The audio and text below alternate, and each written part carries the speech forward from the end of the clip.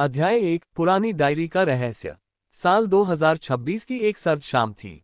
दिल्ली की भागदौड़ भरी जिंदगी से दूर आर्यन अपने दादाजी के पुराने पुश्तैनी घर नील विला पहुंचा था। दादाजी के गुजरने के बाद ये घर सालों से बंद था। धूल भरी अलमारियों और मकड़ी के जालों के बीच आर्यन को एक लकड़ी का संदूक मिला। उस संदूक के अंदर एक मखमली कपड़े में लिपटी हुई एक पुरानी डायरी थी। डायरी के पन्ने पीले पड़ चुके थे, लेकिन उसकी लिखावट अभी भी साफ थी। जैसे ही आर्यन ने पहला पन्ना पलटा, उसकी रूह कांप गई। डायरी में लिखा था, ग्रेटर देन। अगर तुम ये पढ़ रहे हो तो समझ लेना कि समय का चक्र फिर से घूम चुका है। जो खो गया था वह वापस आने वाला है। Greater than. अध्याय 2 बीते कल की परछाई। डायरी किसी किरण नाम की महिला की थी, जिसका जिक्र आर्यन ने परिवार में कभी नहीं सुना था। जैसे जैसे आर्यन पढ़ता गया, उसे पता चला कि 1975 में इसी घर से एक लड़की रहस्यमयी तरीके से गायब हो गई थी।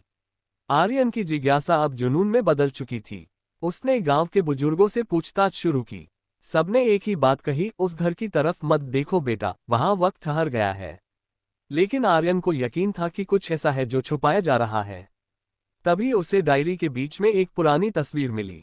तस्वीर में वही घर था और खिड़की पर एक धुंधली सी आकृति खड़ी थी। ताज्जुब की बात यह थी कि उस आकृति के गले में वही लॉकेट था जो आर्यन को संदूक में मिला था। अध्याय 3 आधी रात का बुलावा। रात के ठीक 12 बजे आर्यन की नींद एक अजीब सी आवाज से खुली। उसे ऐसा लगा जैसे कोई उसे पुकार रहा हो। वह आवाज हवेली के तहखाने बेसमेंट से आ रही थी। हाथ में टॉर्च लेकर आर्यन नीचे पहुंचा। वहां एक दीवार पर एक बड़ा सा आईना लगा था। धूल साफ करते ही उसने देखा कि आईने में उसका अपना अक्स नहीं, बल्कि 1970 के दशक का वो कमरा दिख रहा था। आईने के उस पार वही लड़की किरण बैठी कुछ लिख रही थी। उसने आर्यन की ओर देखा और आईने पर उंगलियों से लिखा, बचाओ। अध्याय 4 सत्य का सामना। आर्यन को समझ आया कि यह कोई भूतिया कहानी नहीं, बल्कि टाइम स्लिप की घटना थी। किरण किसी तरह वक्त के एक ऐसे मोड़ पर फंस गई थी जहां से बाहर निकलना नामुमकिन था। डायरी के आखिरी पन्नों में एक नक्शा था। आर्यन ने तहखाने की एक खास ईंट को दबाया, जिससे एक गुप्त रास्ता खुला। वहां उसे कुछ ऐसे दस्तावेज मिले जिनसे पता चला कि उसके दादाजी एक वैज्ञानिक थे जो समय पर शोध कर रहे थे। एक प्रयोग गलत हो गया और किरण, जो आर्यन की बुआ थी, उस आयाम में समा गई। कहानी का मोड़, द ट्विस्ट। आर्यन ने महसूस किया कि उसे किरण को वापस लाने के लिए उसी प्रयोग को दोहराना होगा। लेकिन खतरा ये था कि अगर वह उसे वापस लाया तो वर्तमान का कोई व्यक्ति उसकी जगह वहां चला जाएगा। आर्यन के सामने अब एक बड़ा धर्मसंकट था। क्या वह अपनी बुआ को बचाने के लिए खुद की बलि देगा, या फिर उस राज को हमेशा के लिए दफन कर देगा? निष्कर्ष। कहानी तब समाप्त होती है जब आर्यन आईने के भीतर हाथ डालता है। अचानक पूरा कमरा नीली रोशनी से भर जाता है। अगले पल हवेली में सन्नाटा छा जाता है। सुबह जब पुलिस वहां पहुंचती है तो घर खाली मिलता है। बस मेज पर एक नई डायरी रखी होती है जिस पर लिखा होता है, मैंने उसे बचा लिया, लेकिन अब मैं यहाँ हूँ। साल 1975 में। क्या आप चाहते हैं कि मैं इस कहानी का अगला भाग लिखूं या किसी खास पात्र कैरेक्टर के बारे में और विस्तार से बताऊं? अध्याय 5 अतीत की बेड़िया। आर्यन की आंखों के सामने एक तेज सफेद रोशनी कौंधी और अगले ही पल उसे जोर का झटका महसूस हुआ। जब उसकी आंखें खुली तो वातावरण पूरी तरह बदल चुका था। हवा में धूल और पुरानी लकड़ी की महक थी और कानों में एक अजीब सी खामोशी।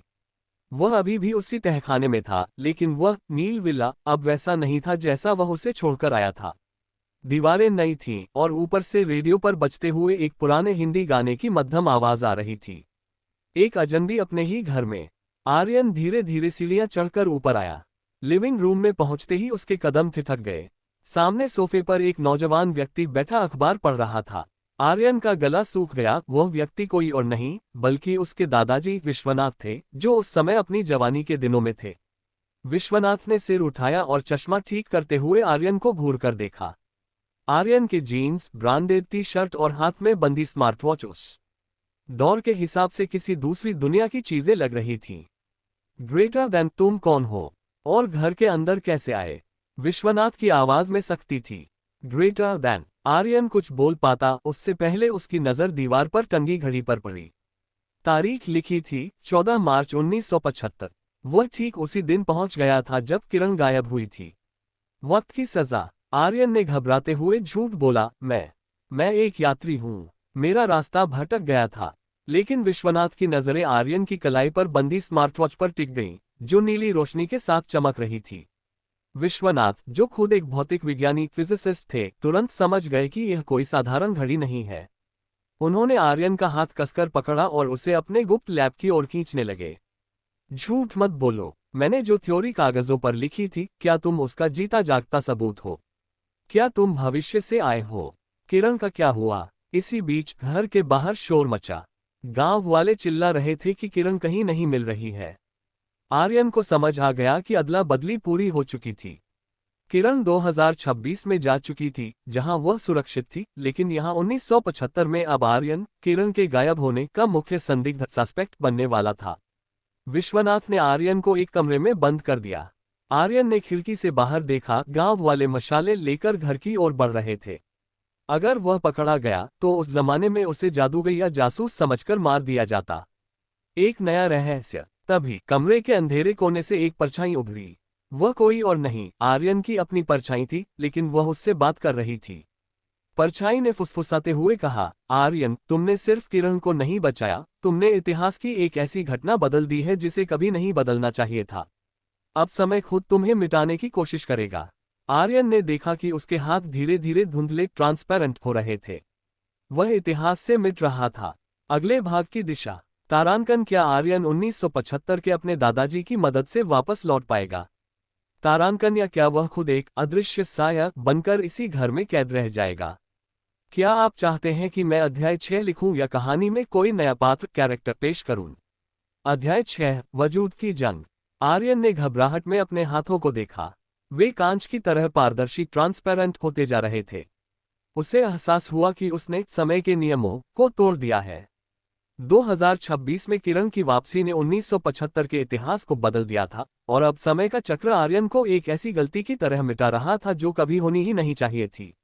दादाजी का प्रयोग। कमरे का दरवाजा जोर से खुला। विश्वनाथ दादाजी अंदर आए। उनके हाथ में कुछ पुराने दस्तावेज और एक अजीब सा यंत्र था। उन्होंने आर्यन की हालत देखी और उनके चेहरे पर खौफ छा गया। तो मेरी थ्योरी सही थी, विश्वनाथ बुदबुदाए। तुम भविष्य से आए हो और तुमने मेरी बेटी किरण को बचा लिया है। लेकिन ब्रह्मांड का संतुलन बिगड़ गया है। अगर तुम अभी वापस नहीं गए तो तुम कभी पैदा ही नहीं होगे। बाहर गांव वालों का शोर और तेज हो गया था। वे चिल्ला रहे थे, साहब दरवाजा खोलो, हमने एक अजनबी को अंदर जाते देखा है। वही किरण को उठा ले गया होगा। एक आखिरी मौका। विश्वनाथ ने आर्यन को तहखाने की ओर धकेला। सुनो, मेरे पास बहुत कम समय है। ये यंत्र मशीन अभी पूरी तरह तैयार नहीं है, लेकिन ये तुम्हें वापस भेज सकता है। बस एक शर्त है। आर्यन का शरीर अब और भी धुंधला हो गया था। उसकी आवाज बमुश्किल निकल रही थी। क्या शर्त है दादाजी? विश्वनाथ ने भारी मन से कहा, तुम्हें अपनी यादें यहीं छोड़नी होंगी। अगर तुम 2026 में पहुंचे तो तुम्हें याद नहीं रहेगा कि तुम यहां आए थे या तुमने किरण को बचाया था। तुम उसे एक अजनबी की तरह मिलोगे। अंतिम चुनाव। आर्यन के पास सोचने का समय नहीं था। भीड़ ने घर का मुख्य दरवाजा तोड़ दिया था। सीढ़ियों पर भारी जूतों की आवाज गूंज रही थी। ठीक है, मुझे मंजूर है, आर्यन चिल्लाया। विश्वनाथ ने मशीन का लीवर खींचा। बिजली के कड़कने जैसी आवाज हुई और पूरा तहखाना नीली रोशनी से भर गया। जैसे ही भीड़ तहखाने में पहुंची, उन्हें वहां कोई नहीं मिला, सिर्फ एक खाली कमरा और जमीन पर पड़ा आर्यन का वही पुराना लॉकेट। वापसी। साल 2026। आर्यन की आंखें खुलीं। वह नील विला के सोफे पर लेटा था। बाहर सूरज की रोशनी खिड़की से अंदर आ रही थी। उसे महसूस हुआ जैसे वह किसी बहुत लंबी और गहरी नींद से जागा हो। उसके सिर में हल्का दर्द था। तभी घर की घंटी बजी। आर्यन ने दरवाजा खोला। सामने एक बुजुर्ग महिला खड़ी थी, जिनकी आंखों में आंसू थे। उनके चेहरे पर झुर्रियां थीं, लेकिन उनकी चमक जानी पहचानी थी। नमस्ते, क्या मैं अंदर आ सकती हूँ? महिला ने पूछा। मेरा नाम किरण है। मैं बरसों बाद अपने इस घर को देखने आई हूँ। आर्यन ने उन्हें गौर से देखा। उसे लगा जैसे उसने उन्हें पहले कहीं देखा है, लेकिन उसे कुछ याद नहीं आया। जरूर, आइए। क्या हम पहले मिल चुके हैं? किरण ने मुस्कुराते हुए आर्यन के गले में वही पुराना लॉकेट देखा जो अब वापस आ चुका था, और धीमे से कहा, शायद एक दूसरे जन्म में। कहानी का अंत, दी एंड। आर्यन को कभी पता नहीं चला कि उसने अपनी बुआ को बचाने के लिए इतिहास बदल दिया था, लेकिन नील विला में अब खामोशी नहीं, बल्कि अपनों की चहचहाहट थी। अदृश्य धागे जुड़ चुके थे। कैसा लगा आपको यह अंत?